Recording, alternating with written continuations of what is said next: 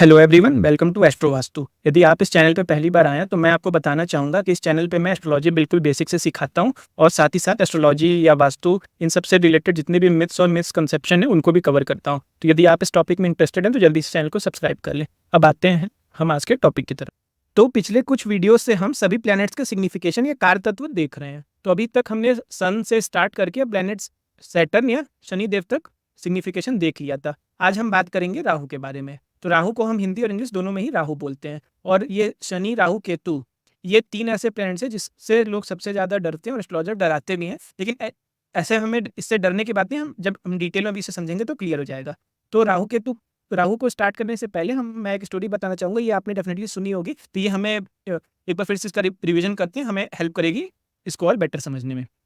तो आप सबने समुद्र मंथन की स्टोरी सुनी होगी। जब समुद्र मंथन से अमृत निकला था तो विष्णु जी ने मोहिनी रूप लेकर देवताओं को अमृत बांट रहे थे, लेकिन एक दानव था जिसने कि देवताओं का रूप लेके उसी लाइन में वो बैठ गया। उसके बाद फिर सूर्य और चंद्रमा ने जाके विष्णु जी को बताया कि ये तो दानव है, तो विष्णु जी ने फिर उसकी गर्दन अलग कर दी थी। जो ऊपर वाला हिस्सा है, जो उसका सर है, वो हुआ राहु और जो धड़ है वो हुआ केतु। अब राहु क्या है, क्योंकि उसने अमृत पी लिया था तो वो तो मतलब अमर है, वो मरा तो नहीं।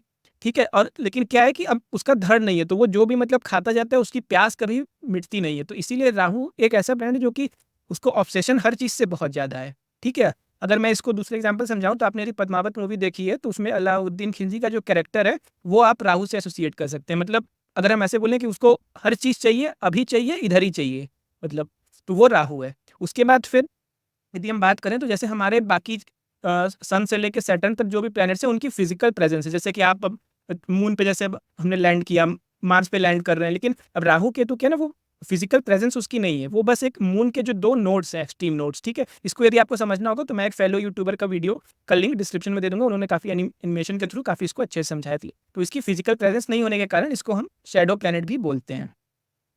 उसके बाद अब हम इसके सिग्निफिकेशन पे आते हैं। तो जनरली जितनी भी बुरी चीज़ें हैं वो राहु के साथ एसोसिएटेड हैं, बट ऐसा नहीं है, हम इसको पॉजिटिव वे में भी यूज़ कर सकते हैं। इसकी बात मैं आगे करता हूँ। तो जैसे किसी चीज़ का एडिक्शन, ऑब्सेशन मैंने ऑलरेडी बताया, थेफ्ट या हिंदी में बोले चोरी या धोखाधड़ी, फिर अंडरवर्ल्ड या माफिया, किसी चीज़ का इल्यूजन या भ्रम, ऑकल्ट साइंस जिसमें कि एस्ट्रोलॉजी भी आता है, तंत्र आ गया, किसी भी कोई सडन परेशानी, लड़ाई झगड़ा, एक्सीडेंट, लेज़ीनेस, अनहाइजीनिक, ये सब चीज़ें जो है राहु है। चीटिंग भी राहु है। ठीक है, अब इसके बाद अब आपने को लग रहा होगा कि सारी तो नेगेटिव चीज़ें, ऐसा नहीं है। अब राहु भी क्या है, देखिए राहु क्रिएटिव बहुत ज़्यादा है। ठीक है, out of the box thinking. अब इस चीज़ों को आप मतलब पॉजिटिव वे में यूज़ करते हैं या नेगेटिव वे में, वो आपके ऊपर है।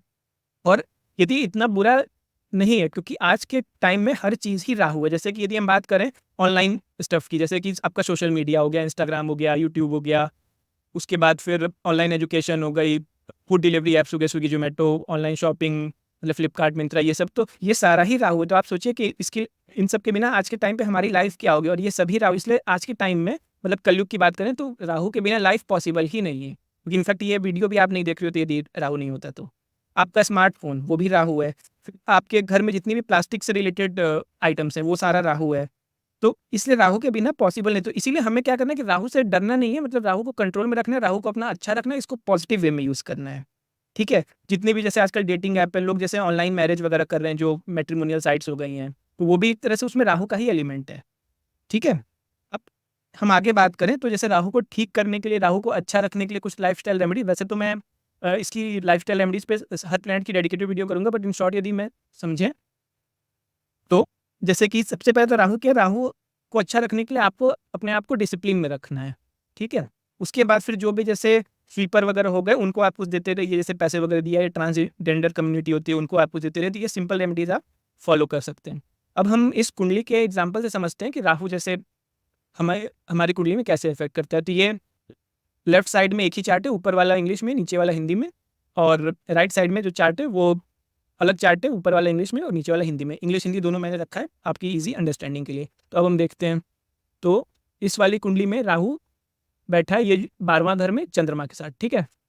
और 7वीं राशि मतलब जो है तुला राशि होती है उसमें, और इस कुंडली में राहु बैठा है 7वें घर में शनिदेव के साथ और 5वीं राशि में। ठीक है? तो अब इसमें देखते हैं। अब जैसे कि राहु मैंने बताया ऑब्सेशन, ठीक है? और सातवां घर जो आपका होता है किस चीज़ का होता है, आपके मतलब स्पाउस का होता है, आपके बिजनेस पार्टनर का होता है, आपकी जॉब में प्रमोशन या पद प्राप्ति का भी होता है। तो हो सकता है कि मैंने अब आप अपनी प्रमोशन को लेके बहुत ज़्यादा ऑब्सेस्ड हैं, ठीक है? या फिर आपके बिजनेस पार्टनर आपके साथ चीटिंग कर सकते हो, क्योंकि मैंने राहु बताया जैसे चीटिंग होती है, ठीक है?